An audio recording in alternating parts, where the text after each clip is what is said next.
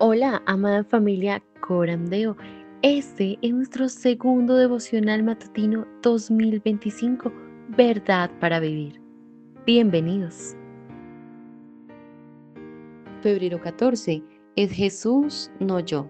Dirigido por el hermano Rafael Riveros. Yo soy el hombre que ha visto la aflicción a causa de la vara de su furor. Lamentaciones 3:1. Rafael Riveros, magíster en divinidades, sirve como director académico en el Instituto Bíblico Teología para la Vida y enseña en distintos seminarios de Latinoamérica y los Estados Unidos. Dirige el Congreso Anual para Jóvenes Expuestos. Él y su esposa, la hermana Adriana, viven en la Ciudad de México y son miembros de la Iglesia Presbiteriana Cordero de Dios. Actualmente, Rafael está siendo capacitado para plantar una nueva iglesia en la Ciudad de México. Perfecto, muy buenos días. Muchas gracias por la invitación y bueno, vamos a comenzar nuestra reunión el día de hoy o nuestro devocional. Así que bueno, vamos a leer el devocional en este día y le voy a pedir a, a María Elida, ¿nos puedes ayudar a leerlo, por favor, hermana? Con Y mucho ahorita gusto, me vamos a das leerlo y oramos. Adelante, hermana.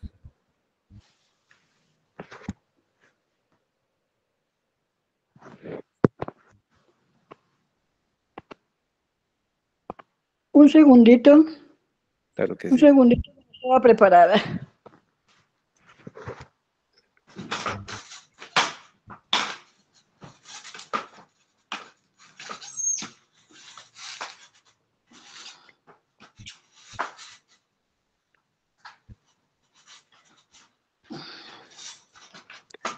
Mientras tanto, vamos a orar y en un momento leemos el devocional. Así que, Señor, te damos muchas gracias por este día. Señor, que nos permites acercarnos confiadamente delante de ti, Señor. El día de hoy, Señor, no tememos al acercarnos a ti, Señor. Hoy no tememos, Señor, el dirigirnos hacia el Padre, debido a que tu vida, tu sacrificio, es nuestro acceso, nuestra entrada, Señor, a esta relación tan preciosa que ahora tenemos con el Padre. Aunque antes éramos enemigos por naturaleza, ahora somos parte de tu familia, Señor. Somos tus hijos, somos tus hermanos por medio de la obra que tú hiciste. Ahora somos hijos amados por el Padre, debido a lo que tú has hecho por nosotros, Señor. Que este día podamos regocijarnos en la salvación que tenemos en Cristo, que el día de hoy podamos acercarnos a ti confiadamente, Señor, y poner nuestra esperanza en ti, Señor, únicamente. Ayúdanos a crecer en este gozo precioso que tenemos contigo por medio de la sangre de Cristo, del sacrificio que nos ha puesto una relación nueva y correcta contigo, Señor. El día de hoy recuérdanos el Evangelio, recuérdanos la esperanza que tenemos. En Cristo Jesús te lo pedimos. Amén. Amén. Hermana María, ¿tiene el devocional listo? Amén, así es. Por Muchas favor, gracias. adelante, hermana. Me disculpan porque era que como estoy limitada un poquito, entonces no estaba preparada, pero ya No estoy se lista. preocupe. Gracias. Es Jesús, no yo. Yo soy el hombre que ha visto la aflicción a causa de la vara de su furor. Lamentaciones 3:1. En la popular serie británica de libros para niños, ¿Dónde está Willy?, los lectores examinan página tras página intentando encontrar a un hombrecito de aspecto gracioso con ropa de rayas rojas y blancas que, a pesar de todo, resulta difícil de ver en un entorno de colores sospechosamente similares. De forma similar, cuando leemos la Biblia, a veces terminamos haciendo lo mismo, solo que en lugar de buscar a un hombrecito vestido con ropa roja y blanca que usa gafas, nos preguntamos, ¿dónde estoy yo? Nos preguntamos a qué personaje nos parecemos o de qué manera nos habla o nos describe un versículo. Sin embargo, la verdadera pregunta debería ser, ¿dónde está Jesús? porque toda la Biblia se trata de Él.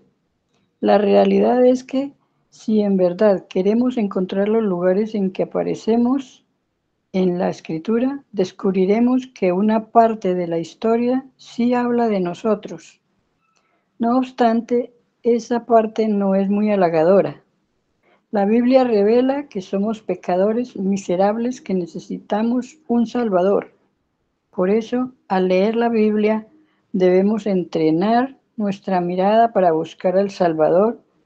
Alguien dijo que el Antiguo Testamento espera a Jesús, los Evangelios lo revelan, los Hechos lo predican, las epístolas lo explican y el Apocalipsis lo anticipa.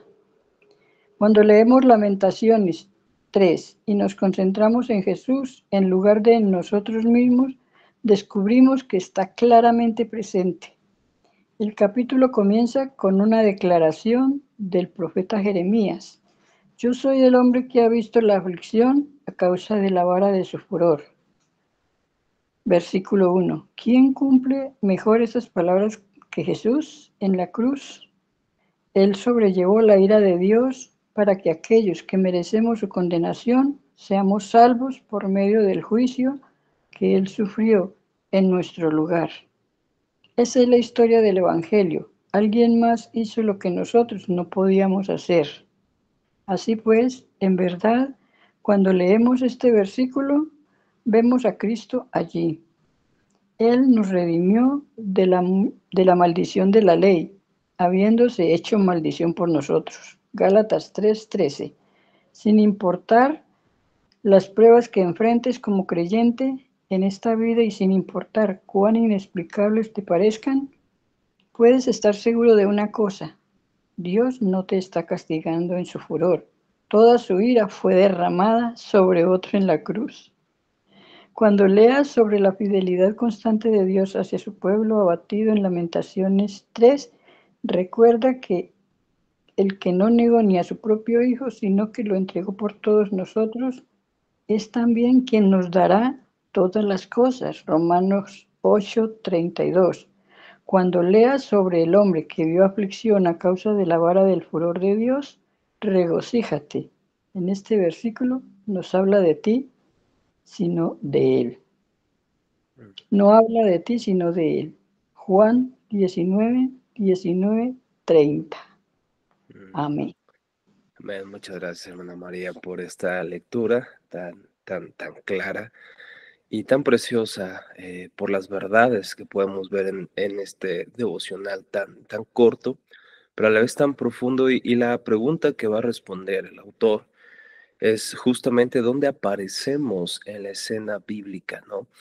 Y somos personas o seres que aparecen en una y otra ocasión en las Escrituras. Ahora, lamentablemente, las veces que aparecemos no son para ser un buen ejemplo, sino al contrario, para hablar de nuestra pecaminosidad o de nuestro estado de pecado. Las únicas escenas que tenemos de armonía, las únicas escenas que tenemos de paz, las únicas escenas que tenemos de santidad o de pureza son los primeros 2 capítulos de Génesis, y eso es porque Dios nos creó siendo buenos. Todo lo que Dios hizo fue bueno en gran manera y sin excepción. Tanto la creación de Adán y Eva fue buena. Sin embargo, no sabemos exactamente en nuestro tiempo cuánto dura este estado de pureza, este estado de santidad. Sin embargo, en Génesis 3 vemos que la tentación dada por Satanás a nuestros primeros padres tuvo un efecto en ellos, de tal manera que se dieron ante esta tentación, serán como Dios. Ellos creyeron eso, ellos comieron del fruto del árbol que Dios les dijo, no comerán, este árbol del conocimiento del bien y del mal. Ellos comen con la promesa de que serían como Dios. Y fíjense, esa misma promesa, esa misma tentación es la misma tentación a la que el hombre cede en todas las demás partes de la Escritura. El pecado es simplemente querer ser Dios, querer buscar nuestro placer, satisfacción aparte de Dios, ser nuestros propios jueces, ser nuestros propios señores y amos de nuestro imaginario universo. Y esa es la realidad de nuestro papel, digamos, en las escrituras. Sin embargo, somos agentes secundarios. El personaje principal es Dios rescatando a un pueblo roto o a un pueblo que es infiel. Ayer, precisamente, o antier, ayer fue mi esposo y yo leyendo Oseas, y mientras platicamos sobre Oseas, es increíble ver, ¿no? El lenguaje con el que Dios recupera, Dios redime, Dios atrae a su pueblo. Y la imagen que tenemos, o que se nos presenta en Oseas, pero en todas las escrituras, es el de un pueblo infiel, el de un pueblo que constantemente le damos la espalda a Dios, un pueblo que constantemente rechazamos su señorío perfecto y bueno. Esa es la historia de la Biblia, cómo Dios persigue, rescata, redime a personas que no lo desean, personas que van en contra de él, personas que tratan de usurpar su trono, personas que son ladrones de gloria por naturaleza. Deseamos la atención o tener el control nosotros, pero múltiples ocasiones nos damos cuenta que cuando en nosotros, en un sentido, recae las decisiones, recae lo que nosotros pensamos que es mejor para nosotros mismos, nos damos cuenta que cada vez más cosechamos malas consecuencias de tomar ese papel que no nos corresponde. Sin embargo, Dios persiste a lo largo de las escrituras en rescatar a un pueblo terco. Y este rescate se cumple totalmente, no en los sacrificios, sino especialmente en el sacrificio de Cristo Jesús. Y si podemos resumirlo de esta manera, la escritura es la historia que nos relata cómo Dios salva a la humanidad caída por medio de su ungido, por medio de su Mesías, por medio del fiador del pacto, por medio de el sacrificio del pacto, por medio de Cristo Jesús, al que apuntaban todas las profecías, a la que apuntaban todas las esperanzas mesiánicas, a la que apuntaban todos los tipos, las sombras de lo que habría de venir. Las instituciones, eventos y personas apuntaban al gran Salvador que es Cristo. Él es el verdadero Rey que nos salva y que gobierna. Él es el verdadero sacerdote que nos presenta delante del Padre. Él es el verdadero sacrificio y el más grande sacrificio, el pleno sacrificio. No necesita Jesús morir otra vez. Un sacrificio es suficiente. Él es el verdadero profeta que nos declara la palabra del Señor. Y de eso se trata las escrituras, de dar testimonio del Evangelio, desde Génesis hasta el libro de Apocalipsis. Ahora, quisiera, antes de avanzar en esto y meditar un poco cómo esto nos da esperanza, voy a compartirles pantalla. Nada más déjenme ver. Andy, ¿desde dónde puedo compartir acá? En la parte de abajo, hermano. Ok, sí. Un segundo. Okay.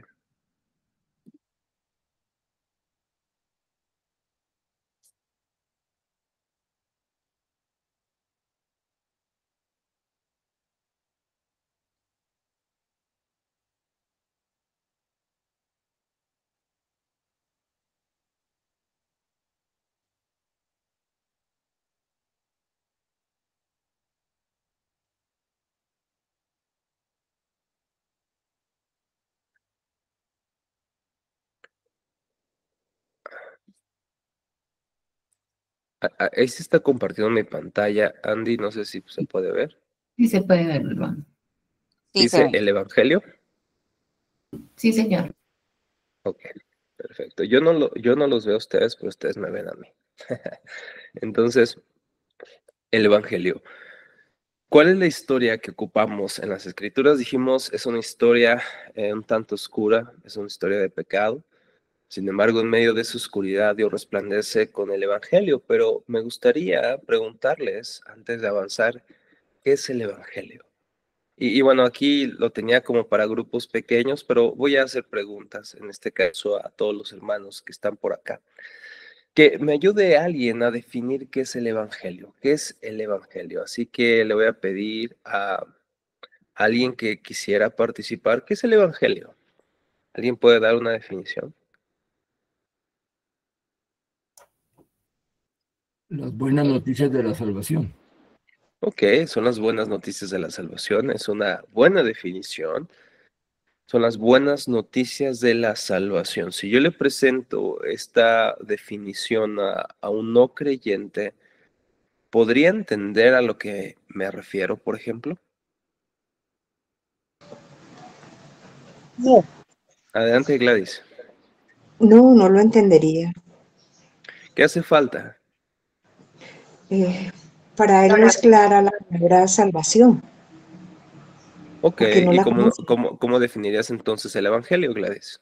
Aunado a esto que nos ha cimentado ya Carlos, ¿cómo definirías el Evangelio? Como la respuesta a la soledad, a los vacíos, a nuestra vida, que antes de conocer del Señor siempre estamos en búsqueda de algo que nos ayude, ¿no? Ok, ok, ahí, Gladys, tenemos, digamos, la necesidad del Evangelio, ¿no es Sí, cierto? La necesidad correcto. de ser satisfechos, la necesidad Sí, de buscar, en este caso, la salvación, ¿no?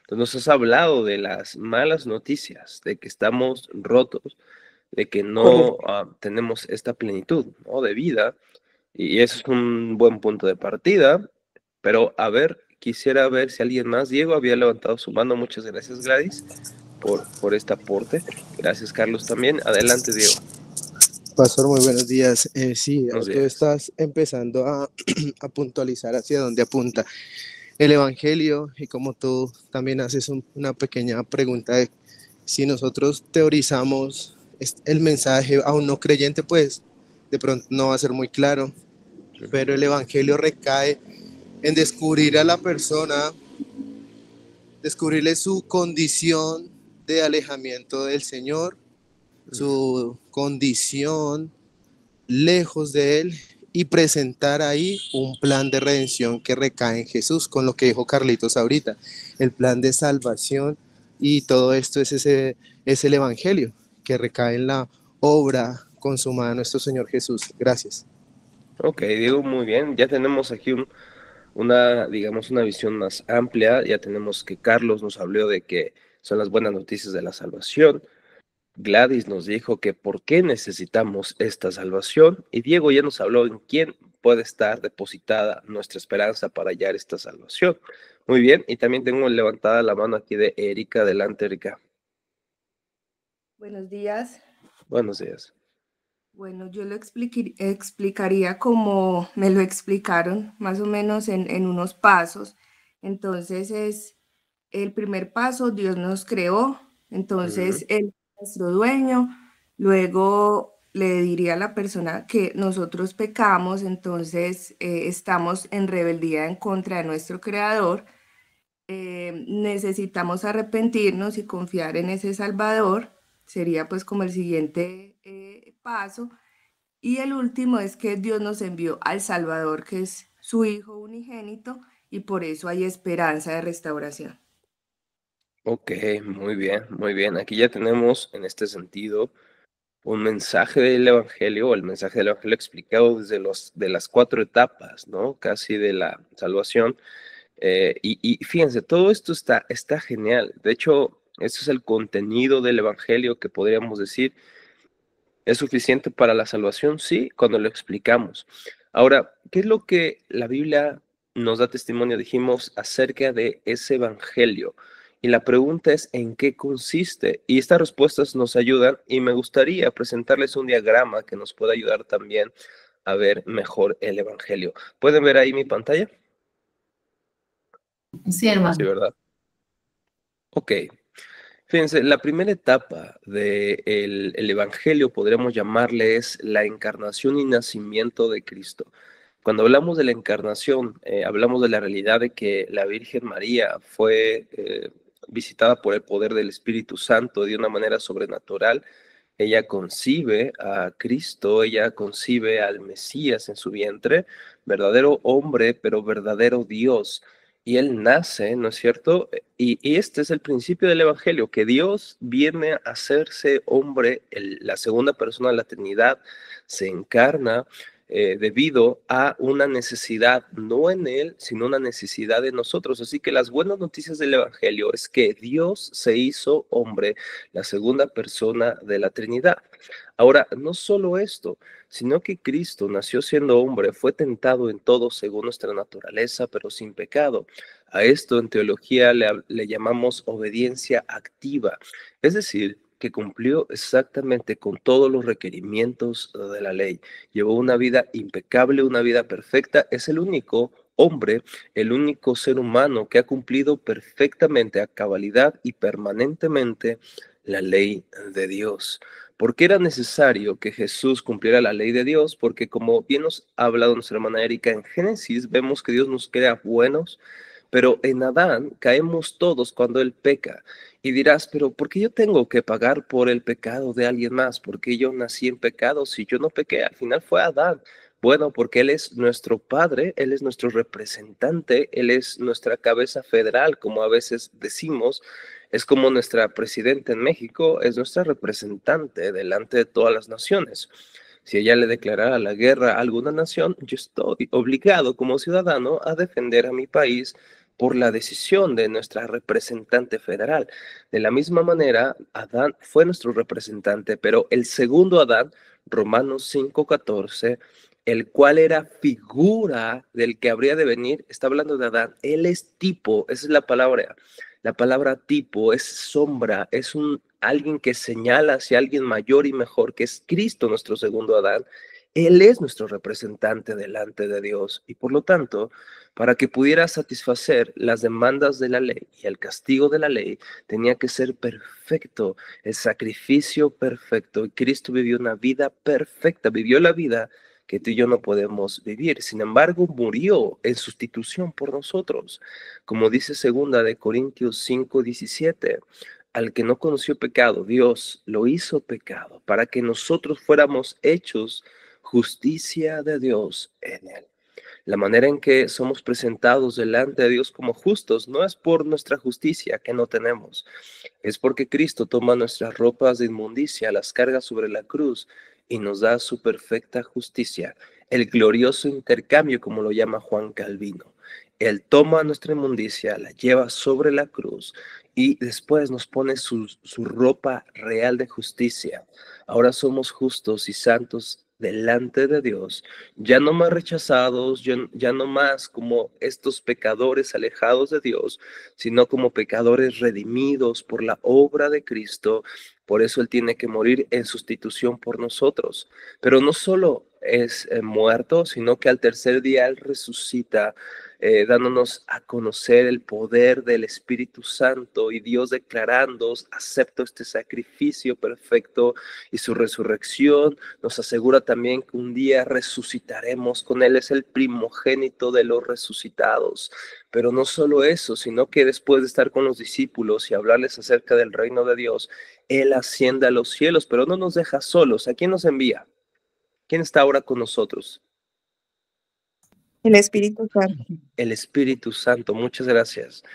Les enviaré al Consolador, Él les guiará toda verdad, Él me glorificará. Es el Espíritu Santo que ahora está con nosotros. Cristo asciende, nos envía su Santo y Divino Espíritu como arras y garantía de que esta redención que ya comenzó y ya somos justificados, es una realidad. Pero viene el día en que nuestros cuerpos serán transformados, glorificados y todo esto será restaurado. ¿Y cómo lo sabemos? Porque el Espíritu Santo es la garantía de que la redención que se ha iniciado se va a terminar. Vivimos en el momento que algunos han llamado el ya y el todavía no. Ya somos salvos, ya somos justificados, ya somos aceptos delante de Dios. Pero aún no somos perfectos, aún no amamos a Dios como deberíamos amarlo. Estamos siendo santificados, pero al ascender, Él se ha sentado a la diestra del Padre, está reinando y vendrá a restaurar todas las cosas.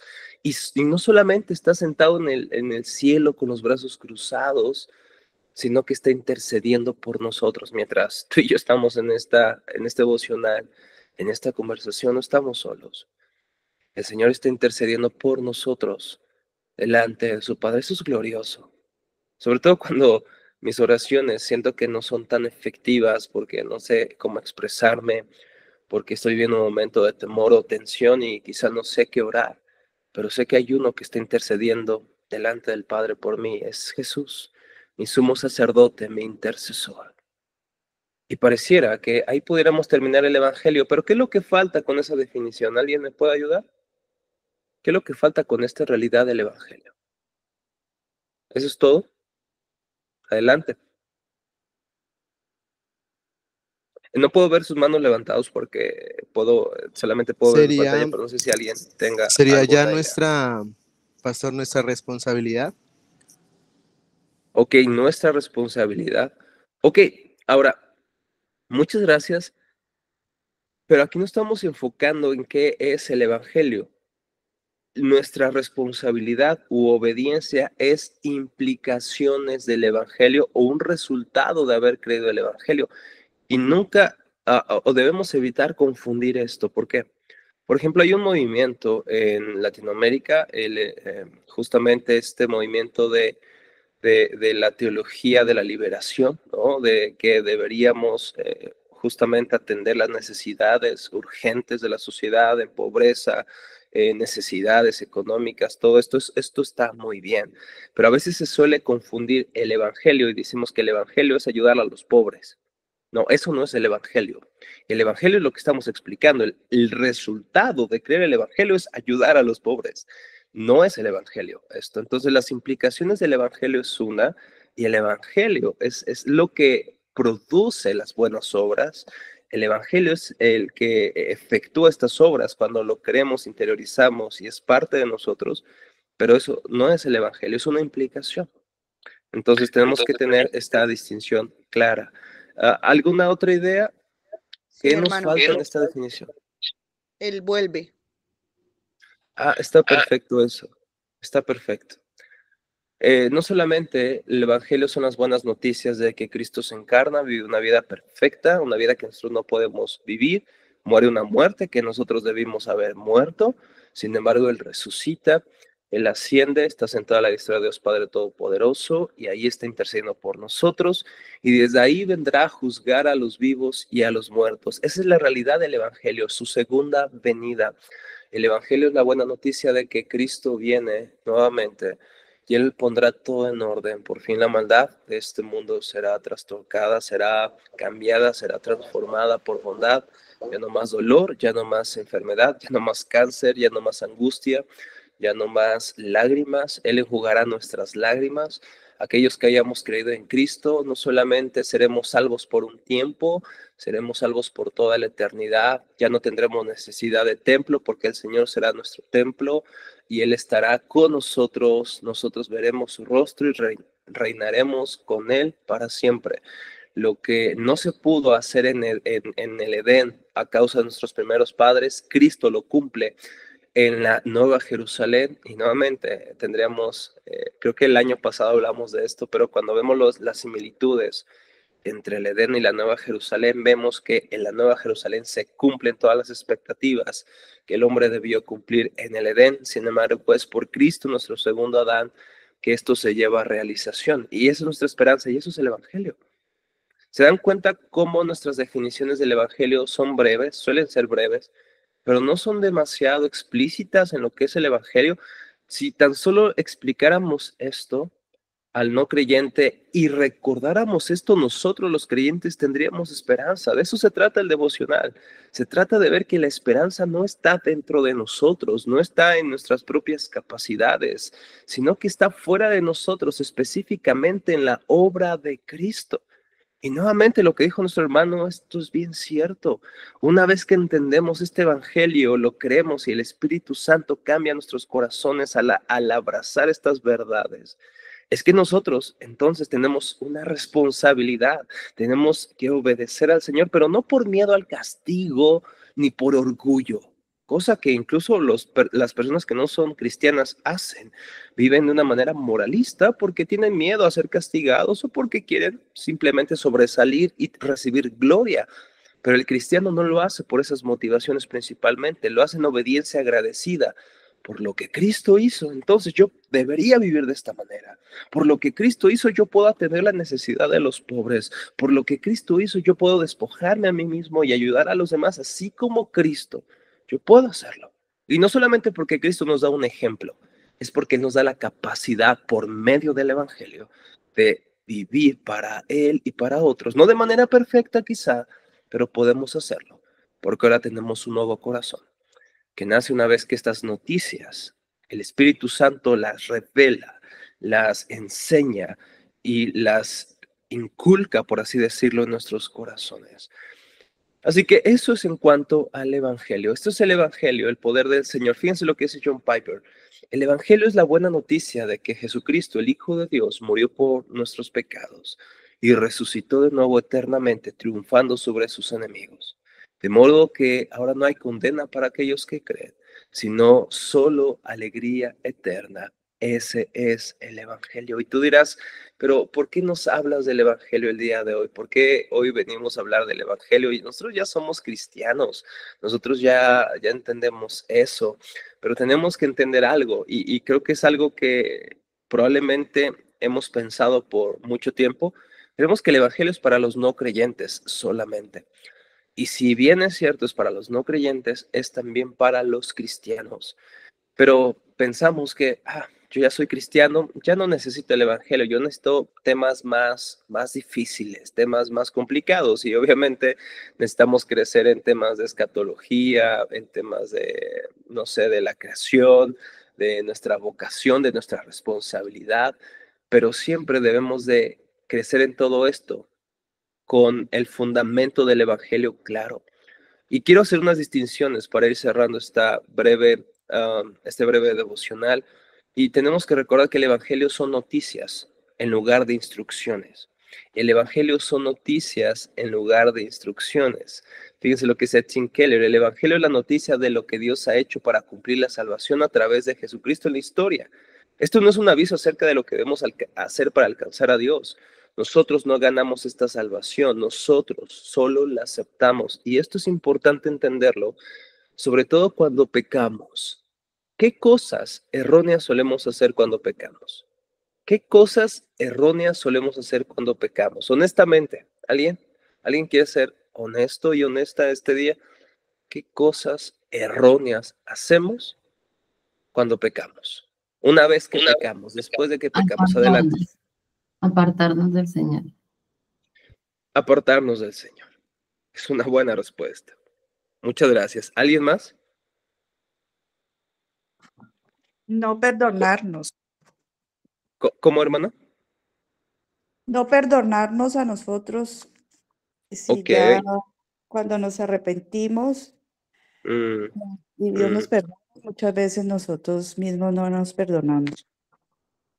Ok, entonces tendríamos que preguntarnos, hermanos, si realmente nos arrepentimos, ¿no? Porque si decimos, ok, Dios ya me perdonó, pero no sé, no me siento libre, no me siento perdonado, ¿realmente fuimos sinceros en arrepentimiento? ¿Y por qué hay este sentimiento? Eso es muy importante lo que mencionan, porque de alguna u otra manera pensamos que necesitamos hacer algo para lograr que Dios nos perdone o para perdonarnos a nosotros mismos. Entonces decimos, bueno, como fallé, tengo que hacer algo para restablecer mi estado, mi restauración. Entonces leo más la Biblia, leo más libros, oro más, hago obras de misericordia para tratar de ganar otra vez mi estado de, vamos a llamarle así, aceptación. ¿Se dan cuenta cómo como cristianos necesitamos recordar el Evangelio?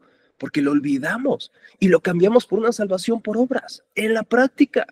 Y dirás, no, Rafa, yo tengo una buena doctrina. Sí, probablemente tengas una buena doctrina, pero en la práctica podremos estar viviendo por nuestras obras. El Evangelio no son instrucciones de lo que debes de hacer para recuperar tu estado o tu posición delante de Dios. El Evangelio son las noticias de lo que Dios en Jesucristo hizo para ponerte en una relación correcta con Él. ¿Alguien se sabe de memoria, obtiene ahí a la mano Primera de Juan 1:9? Primera de Juan 1:9.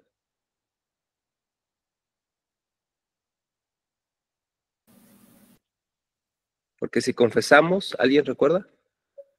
Sí, hermano, yo la tengo. ¿Puedo leerla? Adelante. Sí. Perdón.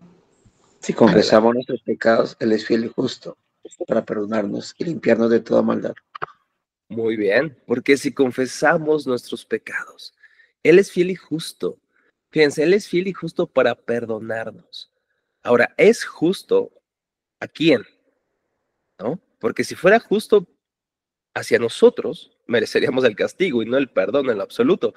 Es justo a lo que Cristo hizo por nosotros. Él es fiel, porque Cristo murió por nosotros, Cristo se ofreció como un sacrificio por nosotros y el Padre lo aceptó. El Padre no puede ser infiel a ese pacto de gracia hecho en Cristo Jesús. Y no puede ser injusto a lo que Cristo hizo. Por lo tanto, Él es fiel y justo para perdonarnos. ¿Por qué? Por lo que Cristo hizo, básicamente. El Evangelio son las noticias de que Cristo hizo un sacrificio suficiente para perdonar nuestros pecados hoy y mañana.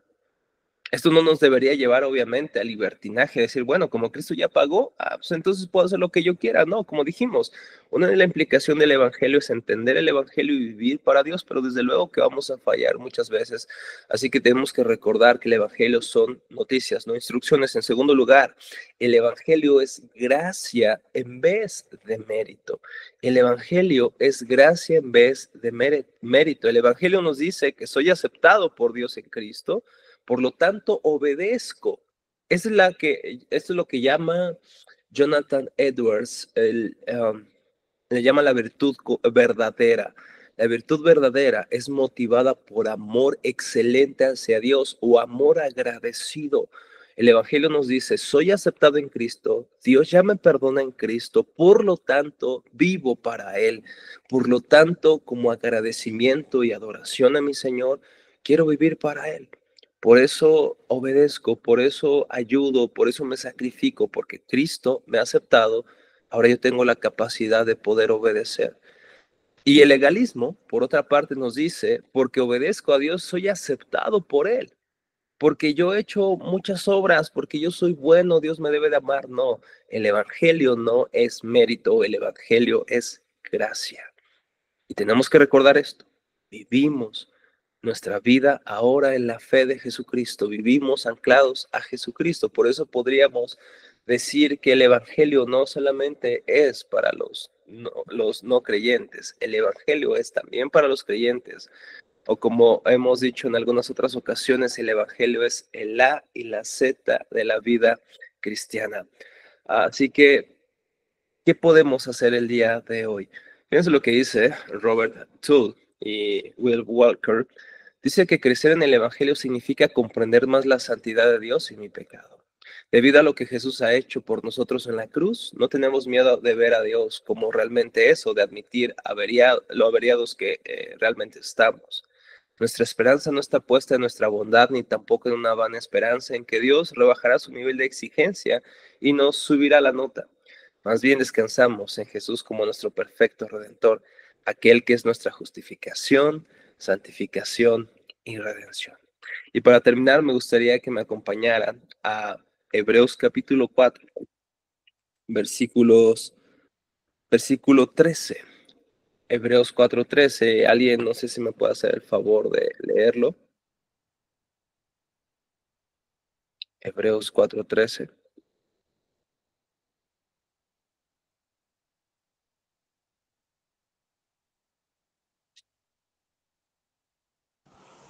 Adelante. Dice, y no hay cosa creada que no sea manifiesta en su presencia.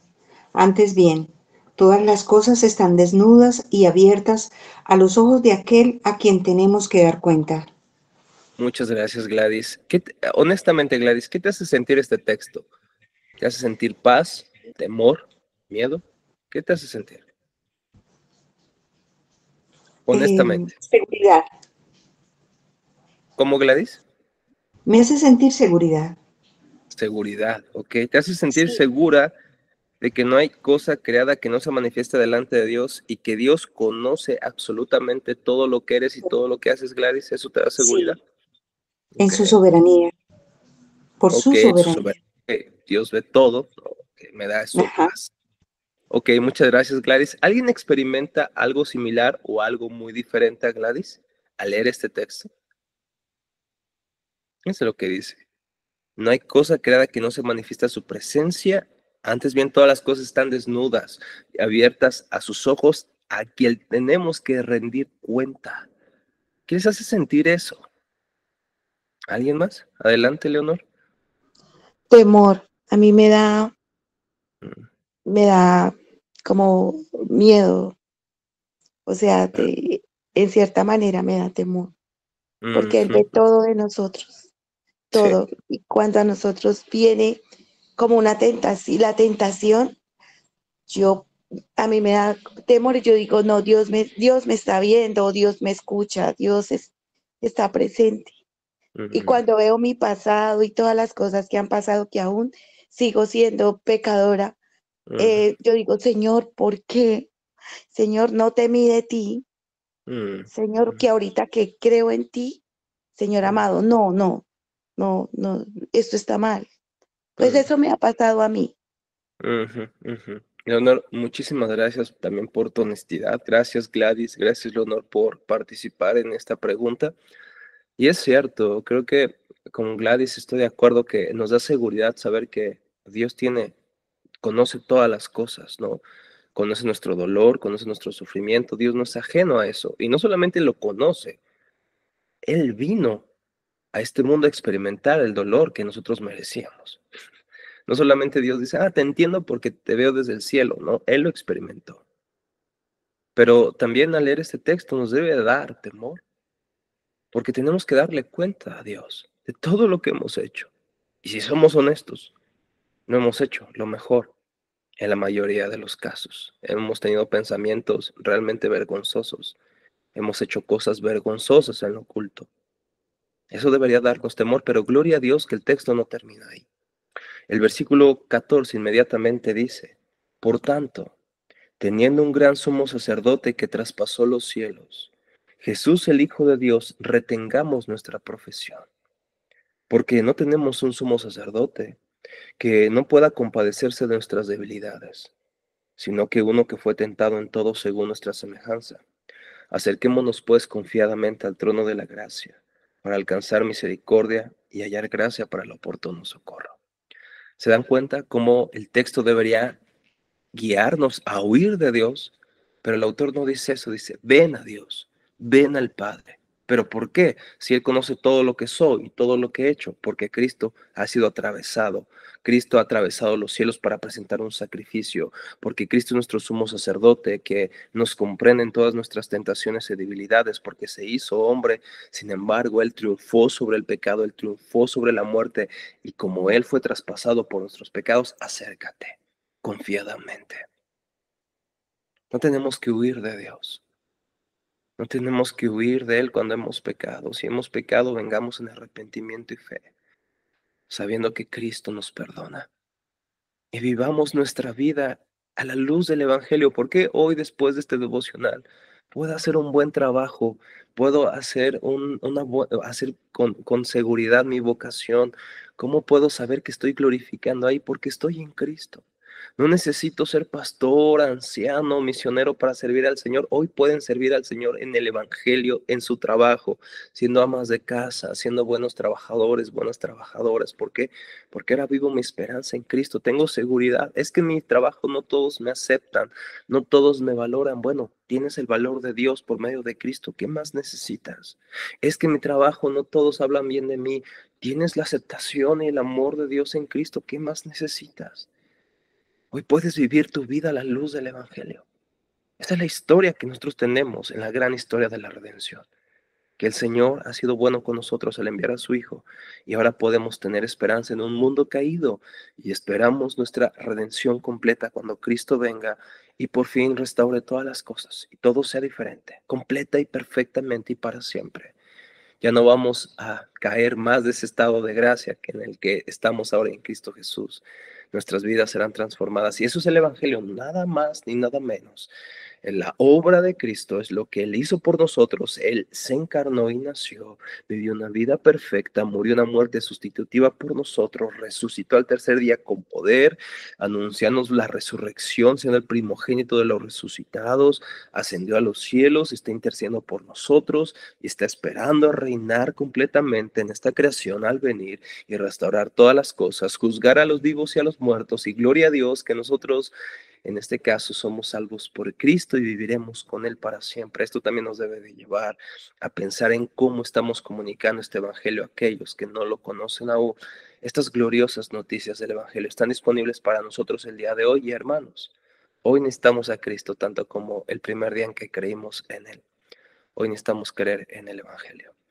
Así que voy a terminar con algunas preguntas, así que pueden levantar su mano en orden para poder contestarlas en la medida de lo posible. Así que tengo aquí a María en primer lugar. Adelante, María, te escuchamos. Mi pequeño aporte sería que nosotros, como humanos y pecadores, no buscamos a Dios. Él es el que nos busca a nosotros, y para testimonio fue esta mañana cuando fui elegida para leer el devocional. No estaba preparada, pero no fue usted, hermano, fue Dios quien eligió que yo leyera el devocional hoy. Gracias. Y entonces me da mucho gusto escuchar esto, María. ¿Fue hoy animada con el evangelio? ¿Hoy fue animada con esta buena noticia de Cristo, hermana? Espero que haya sido así. Claro que sí. Y Espero que haya sido así, hermana. Y sigo disciplinada y me gusta mucho escucharlos a todos. Gracias a Dios y sobre todas las cosas, hoy pongamos nuestra esperanza otra vez en Cristo y gloria a Dios por esto. Muchas gracias por compartirlo, hermana María. ¿Alguien más tiene alguna aportación o alguna pregunta antes de cerrar nuestro devocional el día de hoy? Si no hay preguntas, entonces permítanme orar y darle gracias al Señor por este tiempo que nos ha permitido tener el día de hoy. Así que, Señor, gracias por la oportunidad que tú nos das de hoy acercarnos a ti, Señor, y hoy nos acercamos confiados. No en nuestros méritos, no en nuestras obras, no en nuestro desempeño.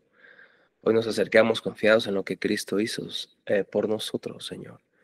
Hoy nos acercamos con la idea, con la esperanza, con la realidad de que tu Hijo fue atravesado por los pecadores, Señor.